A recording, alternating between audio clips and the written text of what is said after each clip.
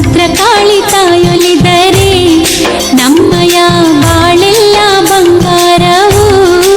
ಪ್ರಿಯ ವೀಕ್ಷಕರೇ, ನಮ್ಮ ವಾಹಿನಿಗೆ ನಿಮಗೆ ಸ್ವಾಗತ. ಇವತ್ತು ನಾವು ನಿಮಗೆ ಪರಿಚಯ ಮಾಡಿಕೊಡಲು ಹೊರಟಿರುವ ಕ್ಷೇತ್ರವೇ ಕಾಳಪ್ಪನಹಳ್ಳಿಯಲ್ಲಿರುವ ಶ್ರೀ ಭದ್ರಕಾಳಿ ಶಕ್ತಿಪೀಠ ಮತ್ತು ಶಿವ ಶಕ್ತಿಪೀಠ. ಈ ಅಮ್ಮನ ಕ್ಷೇತ್ರದಲ್ಲಿ ಪವಾಡಗಳು ಮತ್ತು ಮಹಿಮೆ ಅಷ್ಟೆಷ್ಟಲ್ಲ ಸ್ನೇಹಿತರೆ. ಸಾಕ್ಷಾತ್ ಭದ್ರಕಾಳಿ ಅಮ್ಮನವರು ಸಾಲಿಗ್ರಾಮದಲ್ಲಿ ನೆಲೆಸಿದ್ದಾರೆ. ಈ ಕ್ಷೇತ್ರದಲ್ಲಿ ಅಮ್ಮನವರು ರಾತ್ರಿ ವೇಳೆ ಸಂಚಾರ ಮಾಡುತ್ತಾರೆ. ಅಷ್ಟೇ ಅಲ್ಲ, ಅಮ್ಮ ಅಂದ್ರೆ ಸಾಕು ನಮ್ಮ ಕನಸಿನಲ್ಲಿ ಕಾಣಿಸಿಕೊಳ್ಳುತ್ತಾಳೆ ಸಾಕ್ಷಾತ್ ಆ ತಾಯಿ ಭದ್ರಕಾಳಿ. ಎಂಥದ್ದೇ ಸಮಸ್ಯೆಗಳಿದ್ರೂ ಸಹ ಈ ಕ್ಷೇತ್ರದಲ್ಲಿ ಪರಿಹಾರ ಸಿಗುತ್ತದೆ. ಬೇಡಿದ ಕೋರಿಕೆಗಳನ್ನು ನೆರವೇರಿಸುತ್ತಿದ್ದಾಳೆ ಶ್ರೀ ಭದ್ರಕಾಳಿ ತಾಯಿ. ಭದ್ರಕಾಳಿ ತಾಯೊಲಿದರೆ ನಮ್ಮಯ ಬಾಳೆಲ್ಲ ಬಂಗಾರವು. ವೀಕ್ಷಕರೇ, ನೀವು ಕೂಡ ಈ ಕ್ಷೇತ್ರಕ್ಕೆ ಬಂದು ನಿಮ್ಮ ಸಮಸ್ಯೆಗಳನ್ನು ಬಗೆಹರಿಸಿಕೊಳ್ಳಿ. ಶ್ರೀ ಭದ್ರಕಾಳಿ ತಾಯಿಯ ಆಶೀರ್ವಾದ ಸದಾ ನಮ್ಮ ಮೇಲೆ ಇರಲಿ ಅಂತ ನಮ್ಮ ವಾಹಿನಿಯಿಂದ ಪ್ರಾರ್ಥಿಸಿಕೊಳ್ಳುತ್ತೇವೆ.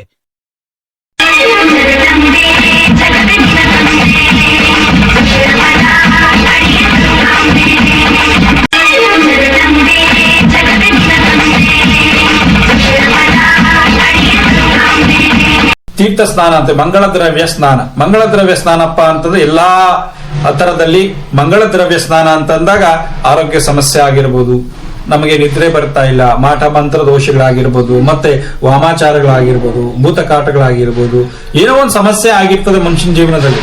ಏನೋ ಒಂದು ಸಮಸ್ಯೆ ಆಗಿ ನಾವು ಬರಳ್ತಾ ಇರ್ತೀರಾ, ಏನೋ ಒಂದು ಆಗಿ ನಮ್ಗೆ ಅಭಿವೃದ್ಧಿ ಆಗಲ್ಲ, ಆರೋಗ್ಯ ದಿನ ದಿನಕ್ಕೂ ಕೆಡ್ತಾ ಇರ್ತದೆ. ಈ ತರ ಸಮಸ್ಯೆಗಳಿಗೆ ಅಮ್ಮನವರಿಗೆ ಅಭಿಷೇಕ ಮಾಡಿ ಆ ತೀರ್ಥವನ್ನ ಶೇಖರಣೆ ಮಾಡಿದ ನಂತರ ಆ ಮಂಗಳ ದ್ರವ್ಯ ಸ್ನಾನಕ್ಕೆ ಉಪಯೋಗ ಅನ್ಸುತ್ತೆ ಬಹಳಷ್ಟು ವಿಶೇಷ. ಇವೆಲ್ಲ ತೀರ್ಥದ ಸ್ನಾನ ಮತ್ತೆ ಹೆಚ್ಚಾಗಿ ಬೀಳುವಂತದ್ದು ಸಾಲಿಗ್ರಾಮದ ಮತ್ತೆ ವಿಶೇಷವಾಗಿ ಪಾದರಸಲಿಂಗ ಅಂತೀವಿ. ಬಹಳಷ್ಟು ಶಕ್ತಿ ಇರುವಂತದ್ದು ಪಾದರಸಲಿಂಗಕ್ಕೆ.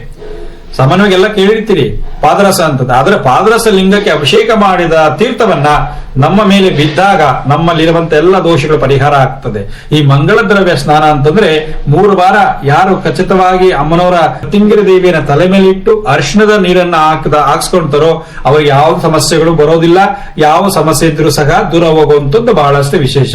ಮತ್ತೆ ಆ ಸಾಲಿಗ್ರಾಮ ತೀರ್ಥವನ್ನ ಆ ಗಂಗೆಗೆ ಪ್ರೋಕ್ಷಣೆ ಮಾಡಿ ಅದಂತರ ಆ ಗಂಗೆಯ ಪೂಜೆಯನ್ನು ಮಾಡಿ ಅಮ್ಮನವರಿಗೆ ಪೂಜೆ ಮಾಡಿ ಅದಾದ ನಂತರ ಪ್ರತಿಂಗಿರ ದೇವಿಗೆ ಪೂಜೆಯನ್ನು ಮಾಡಿ ಧನವಂತರ ಮಂತ್ರವನ್ನ ಜಪ ಮಾಡಿ ಅಮ್ಮನವರಿಗೆ ದಾರೆ ಎರೆದಂತ ತೀರ್ಥವನ್ನು ತಂದು ಅದರಲ್ಲಿ ಮಿಕ್ಸ್ ಹಾಕಿ ಅದಾದ ಮೇಲೆ ಭಕ್ತರಿಗೆ ಅದನ್ನ ಅರ್ಪಣೆ ಮಾಡುವಂತದ್ದು ವಿಶೇಷ.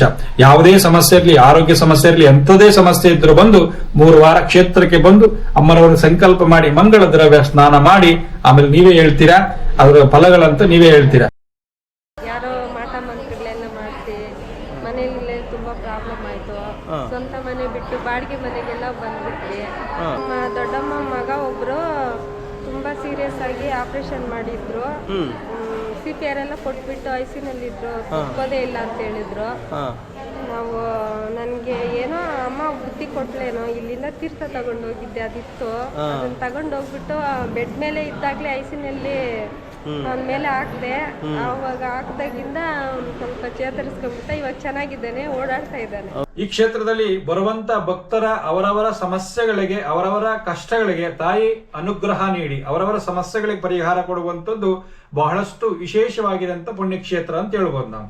ಈ ಕ್ಷೇತ್ರದಲ್ಲಿ ಯಾವ ತರ ನಾವು ಅರ್ಪಣೆ ಸಲ್ಲಿಸಬೇಕು, ಯಾವ ತರ ಈ ಕ್ಷೇತ್ರದಲ್ಲಿ ಆಚರಣೆ ಇರ್ತದೆ, ಯಾವ ತರ ನಾವು ಪೂಜೆಯನ್ನು ಸಲ್ಲಿಸಬೇಕಂತಂದಾಗ ಬಹಳಷ್ಟು ವಿಶೇಷವಾಗಿರುವಂತದ್ದು ಇಂದಿನ ಕಾಲದಿಂದ ಬಂದಂತದ್ದು ಅರಕೆ ಅಂದ್ರೆ ಕಾಣಿಕೆಯನ್ನು ಕಟ್ಟುವಂಥದ್ದು ವಿಶೇಷ ಕ್ಷೇತ್ರದಲ್ಲಿ. ಅಮ್ಮನವರು ಸಂಕಲ್ಪ ಮಾಡಿ ಅಮ್ಮನವರು ಸ್ಥಾಪನೆ ಆದ ಕಾಲದಿಂದ ಇದುವರೆಗೂ ಸಹ ಕಾಣಿಕೆ ರೂಪದಲ್ಲಿ ಅರಕೆಯನ್ನು ಕಟ್ಟುವಂಥದ್ದು ಬಹಳಷ್ಟು ಕ್ಷೇತ್ರದಲ್ಲಿ ವಿಶೇಷ.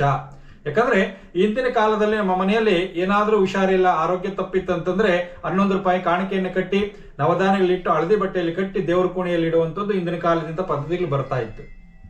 ಈಗ ಬರ್ತಾ ನಾವು ಅವನ್ನೆಲ್ಲ ಮರ್ತಿದ್ದೀವಿ. ಹಾಗಾಗಿ ಈ ಕ್ಷೇತ್ರದಲ್ಲಿ ಕಾಣಿಕೆ ಅಂತಂದಾಗ ಕಾಣಿಕೆ ಕೊಟ್ಟೆ ಕರ್ಮ ಹರಿಯೋದು ಅಂತಂದು ಹೇಳಿ ಗಾದೆನೇ ಇದೆ. ನಾವು ಏನೇ ಕಾಣಿಕೆ ರೂಪದಲ್ಲಿ ಕಟ್ಟೋದಾಗ ಆ ಸಮಸ್ಯೆಗೆ ತಕ್ಕಂಗೆ ಅತಿ ಶೀಘ್ರದಲ್ಲಿ ಪರಿಹಾರ ಸಿಗೋದು. ಒಂದೊಂದು ಸಮಸ್ಯೆಗೆ ಒಂದೊಂದು ಕಾಣಿಕೆ ರೂಪದಲ್ಲಿ ಕಟ್ಟುವಂಥದ್ದು ಈ ಕ್ಷೇತ್ರದಲ್ಲಿ ಬಹಳಷ್ಟು ವಿಶೇಷಕ್ಕಿದೆ. ಇಲ್ಲಿ ಆರೋಗ್ಯ ಸಮಸ್ಯೆ ಅಂತಂದ್ರೆ ಮಾನವನ ಜೀವನದಲ್ಲಿ ಬರುವಂತ ಆರೋಗ್ಯ ಸಮಸ್ಯೆಗಳನ್ನ ಅತಿ ಶೀಘ್ರವಾಗಿ ಪರಿಹಾರ ನೀಡುವಂಥದ್ದು, ಅತಿ ಶೀಘ್ರದಲ್ಲಿ ಅವರ ಇರೋ ಸಮಸ್ಯೆಯನ್ನ ಹೊರಗಾಕಿ ಅವರಿಗೆ ಅಷ್ಟೈಶ್ವರ್ಯ ಕೊಡುವಂಥದ್ದು ಆ ತಾಯಿ ಭದ್ರಕಾಳಿ ಅಮ್ಮನವರು. ಹಾಗಾಗಿ ಕಾಣಿಕೆ ಅಂತಂದಾಗ ಆರೋಗ್ಯ ಸಮಸ್ಯೆ ಇರುವಂತವ್ರು ₹3 ಕಾಣಿಕೆಯನ್ನು ಕಟ್ತಾರೆ. ಮತ್ತೆ ಭೂಮಿ ವಿಚಾರ, ಭೂಮಿ ನಾವು ತಗೊಳ್ಬೇಕು ಅಂತಂದ್ರೆ ₹4 ಕಾಣಿಕೆಯನ್ನು ಕಟ್ತಾರೆ. ಮತ್ತೆ ಕೆಲಸ ಕಾರ್ಯ ಆಗ್ಬೇಕು, ವಿಳಂಬ ಆಗ್ತಿದೆ, ಯಾವ ಕೆಲಸ ಕೈ ಹಾಕೋದಕ್ಕೂ ಸಕ್ಸಸ್ ಆಗ್ತಾ ಇಲ್ಲ ಅಂತಂದ್ರೆ ₹5 ಕಾಣಿಕೆಯನ್ನು ಕಟ್ತಾರೆ. ಮತ್ತೆ ವ್ಯವಹಾರ ಕ್ಷೇತ್ರದಲ್ಲಿ ಅಭಿವೃದ್ಧಿ ಆಗುವಂಥದ್ದು, ಮನೆಯಲ್ಲಿ ಹಣಕಾಸುಗಳು ಅಭಿವೃದ್ಧಿ ಆಗುವಂಥದ್ದು, ಮತ್ತೆ ಕೊಟ್ಟಿರೋ ಹಣ ವಾಪಸ್ ಬರುವಂಥದ್ದು, ಈ ಸಮಸ್ಯೆಗಳಿಗೆ ₹6 ಕಾಣಿಕೆಯನ್ನು ಕಟ್ಟಿ ಮತ್ತೆ ₹7 ಅಂದ್ರೆ ಸಂತಾನ ಪ್ರಾಪ್ತಿ ಆಗುವಂಥದ್ದು, ಮದುವೆ ವಿಚಾರ, ಮತ್ತೆ ಕೋರ್ಟು, ಅತಿ ಹೆಚ್ಚಿನ ಕೋರ್ಟು, ಭೂಮಿ ವಿಚಾರದಲ್ಲಿ ಕೋರ್ಟು ತುಂಬಾ ವರ್ಷಗಳಿಂದ ಕೋರ್ಟ್ ಕಲಿತಾ ಇರುವಂತದ್ದು, ಈ ತರ ವಿಚಾರಗಳಿಗೆ ₹7 ಕಾಣಿಕೆಯನ್ನು ಕಟ್ತಾರೆ. ಮತ್ತೆ ಶತ್ರು ಬಾಧಕ್ಕೆ, ಮಾಟ ಮಂತ್ರ ಶೂನ್ಯಗಳಿಗೆ, ದೃಷ್ಟಿ ದೋಷಗಳಿಗೆ ₹8 ಕಾಣಿಕೆಯನ್ನು ಕಟ್ಟುವಂಥದ್ದು ವಿಶೇಷ. ಮತ್ತೆ ಈ ಆರ್ಥಿಕ ಸಮಸ್ಯೆ, ಮನೆಯಲ್ಲಿ ಮಕ್ಕಳಿಗೆ ವಿದ್ಯಾಭ್ಯಾಸ, ಮನೆ ಕಟ್ಟಬೇಕು, ಮನೆಯಲ್ಲಿ ಗಂಡ ಹೆಂಡತಿ ಜಗಳ, ಈ ತರ ಸಮಸ್ಯೆಗಳಿಗೆ ₹11 ಕಾಣಿಕೆಯನ್ನು ಕಟ್ಟಿ ಒಂದು ಹಳದಿ ಬಟ್ಟೆಯಲ್ಲಿ ಕಾಣಿಕೆಯನ್ನು ಕಟ್ಟಿ ದೇವಸ್ಥಾನನ ಅಮ್ಮನವರ ದೇವಾಲಯನ 9 ಪ್ರದಕ್ಷಿಣೆ ಹಾಕಿ ಅದಾದ ನಂತರ ಒಳಗಡೆ ಹೋಗಿ ಶ್ರೀಚಕ್ರಕ್ಕೆ ಅಲ್ಲಿ ಅಮ್ಮನವರಿಗೆ ಪಾದಕ್ಕೆ ಮುಡಿಸ್ಕೊಡುವಂಥದ್ದು ವಿಶೇಷ. ಅದಾದ ಮೇಲೆ ಹೊರಗಡೆ ಬಂದು ಅಲ್ಲಿ ತ್ರಿಶೂಲಕ್ಕೆ ಆ ಕೊಟ್ಟಿರುವಂತಹ ಹರಕೆಯನ್ನು ಕಟ್ಟಿ 5 ವಾರ ಸೇವೆ ಮಾಡುವಂಥದ್ದು ಈ ಕ್ಷೇತ್ರದಲ್ಲಿ ಬಹಳಷ್ಟು ವಿಶೇಷವಾಗಿದೆ. ಈ ಬೂದು ಕುಂಬಳಕಾಯಿ ದೀಪ 3 ವಾರ ಹಚ್ಚುವಂಥದ್ದು, ಮತ್ತೆ 4ನೇ ವಾರ ನಿಮ್ಮೆಣ್ಣೆ ದೀಪ ಹಚ್ಚುವಂಥದ್ದು, 5ನೇ ವಾರ ಬೆಲ್ಲ ದೀಪ ಹಚ್ಚೋದು. ಈ ಕೂಷ್ಮಾಂಡ ಅಂತದ್ದು ಬಹಳಷ್ಟು ವಿಶೇಷವಾಗಿದೆ. ಯಾಕಂದ್ರೆ ಕೂಷ್ಮಾಂಡ ಅಂತಂದ್ರೆ ಬೂದು ಕುಂಬಳಕಾಯಿ ಸಾಮಾನ್ಯವಾಗಿ ನಾವು ದೃಷ್ಟಿ ಹೋಗಿತೀವಿ, ಮನೆ ಕಟ್ತೀವಿ. ಆದ್ರೆ ಬೂದು ಕುಂಬಳಕಾಯಿ ದೀಪ ಹಚ್ಚಿದಾಗ ನಮ್ಮ ಜೀವನದಲ್ಲಿ ಇರುವಂತ ಕರ್ಮಗಳೆಲ್ಲ ಹೋಗಿ ನಾವು ಮಾಡಿರುವಂತ ಸಮಸ್ಯೆಗಳೆಲ್ಲ ಅತಿ ಶೀಘ್ರದಲ್ಲಿ ಪರಿಹಾರ ಆಗಿ, ಯಾಕಂದ್ರೆ ಅದರಲ್ಲಿ 365 ದಿನ ಬತ್ತಿ ಹಾಕಿ 3 ತರದ ಎಣ್ಣೆ ಹಾಕಿ ಸುಮಾರು 2-3 ವಾರ ಬೂದು ಕುಂಬಳಕಾಯಿ ದೀಪ ಉರಿತದೆ.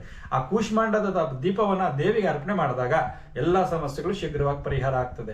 ಮತ್ತೆ 4ನೇ ವಾರ ನಿಮ್ಮೆಣ್ಣಿನ ದೀಪ ನವದುರ್ಗೆ ಸಲ್ಲುವಂಥದ್ದು, ಅಮ್ಮನವರಿಗೆ ಪ್ರಿಯವಾದಂಥದ್ದು ನಿಮ್ಮೆಣ್ಣಿನ ದೀಪ. ಮತ್ತೆ ಕೊನೆಯಲ್ಲಿ ಬೆಲ್ಲದ ದೀಪ ಶಿವನಿಗೆ ಪ್ರಿಯವಾದಂಥದ್ದು, ನಮ್ಮ ಜೀವನದಲ್ಲಿ ಮುಂದೆ ಸಿಹಿಯನ್ನು ಕೊಡುವಂಥದ್ದು, ಎಲ್ಲಾ ಸಮಸ್ಯೆಗಳ ಪರಿಹಾರ ಆಗಿ ಎಲ್ಲಾ ತರದಲ್ಲಿ ತೊಂದರೆಗಳ ನಿವಾರಣೆ ಆಗಿ ಆ ದೇವಿಯ ಅನುಗ್ರಹ ಕೊಡುವಂಥದ್ದು. ಈ 5 ವಾರ ಶ್ರದ್ಧೆ ಭಕ್ತಿಯಿಂದ ಯಾರು ಈ ಸೇವೆಯನ್ನು ಮಾಡ್ತಾರೋ ಅವರಿಗೆ ಅಷ್ಟೈಶ್ವರ್ಯನ ಕೊಟ್ಟು ಅವರು ಕೇಳಿದಂತ ವರಪ್ರಸಾದ ನೀಡುವಂಥವಳು ಶಿವಶಕ್ತಿ ನೆಲೆಸಿರುವಂತ ಭದ್ರಕಾಳಿ ಅಮ್ಮನವರು. ಎಲ್ಲರಿಗೂ ನಮಸ್ಕಾರ. ಸರ್ವೇ ಜನ ಸುಖಿನೋ ಭವಂತು.